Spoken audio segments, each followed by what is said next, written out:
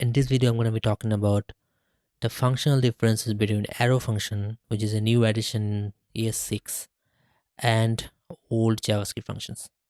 I've seen many people writing arrow functions without knowing the differences between arrow functions and other functions. And also, this is a new addition to ES6, so everybody thinks that it is cool to write arrow functions, but it's not actually. So let's get started with our first difference. In case of normal function, you might have seen some code like this where you are binding the function with the context. This is very common, right? Everybody has seen this type of code. So what it is doing is binding the context with the function.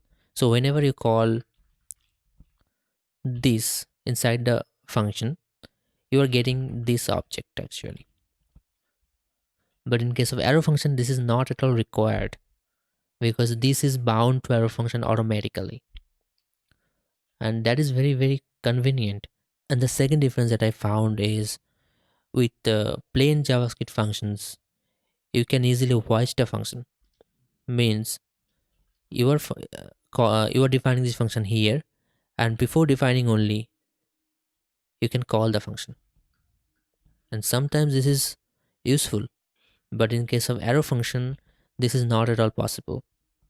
If you try to execute this my arrow function before the function definition, you'll get like so this function is undefined right now. So you'll get undefined is not a function error. The third difference is arrow function cannot be constructor. What is a constructor function? Let me write on constructor function. I'm writing on constructor user. Okay, I'm passing name as argument, and I'm setting the name inside this dot name equals to name. This is a very common constructor function. Using this function, you can create object like user equals to new user, and let's say I'm passing some name. Okay, so this new keyword is the one that tells you the function user is a constructor function. But in case of arrow function, if you try to do that, if you try to use this dot name equals to name, here we're passing name, and if you try this, so equals to new my arrow function, this is not at all possible. You'll get an error like, I think the constructor my arrow function is not a constructor, so this is error. So this is one limitation of arrow function. It's not that you can use the arrow function in all the places. There are some limitations.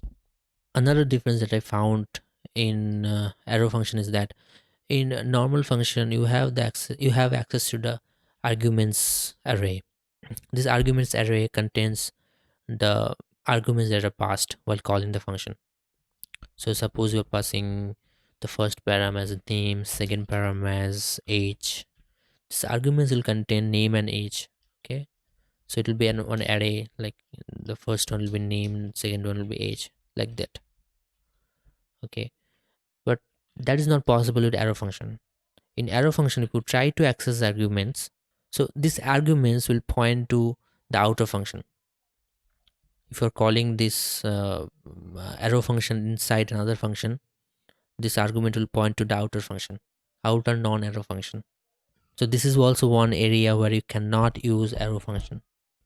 So my conclusion is that yeah, arrow function is useful, use it, but also consider the benefits of using normal functions. You don't have to use arrow function because it is new. So I hope you have found something useful in this video. Please hit like if you liked it, and if you have any suggestions, anything, please comment. Thank you for watching.